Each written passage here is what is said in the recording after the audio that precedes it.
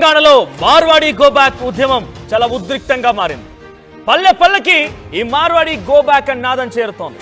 దాని నిదర్శనమే క్షేత్రస్థాయిలో కూడా వారు నిర్వహించేటువంటి వ్యాపారాల దగ్గర నుంచి ఏ వస్తువుని కొనకండి అని చెప్పి పెద్ద ఎత్తున ఇటు హైదరాబాద్ వేదికగా చాలా మంది కూడా మేధావులు లేకుంటే ప్రజా సంఘాల వాళ్ళు ఇతరత్ర వ్యక్తులందరూ కూడా రౌండ్ టేబుల్ సమావేశాలు పెట్టి నాదాలు ఇవ్వడం ఒక ఎత్తు అయితే క్షేత్రస్థాయిలో కూడా ర్యాలీలు నిరసనలు కొనసాగుతూ ఉన్నాయి.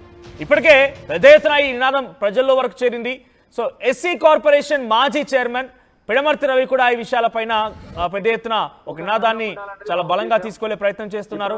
అటువైపు నుంచి తెలంగాణ శ్యామ్, పృథ్వీరాజ్ వీళ్ళందరూ కూడా చాలా తీవ్రంగా బలంగా ప్రజలకు తీసుకెళ్లేందుకు ప్రయత్నం చేస్తున్నారు.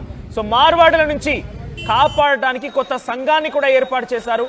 సో తెలంగాణ బచావో మూవ్మెంట్ సంఘాన్ని ప్రారంభించారు పిడమర్తి రవి.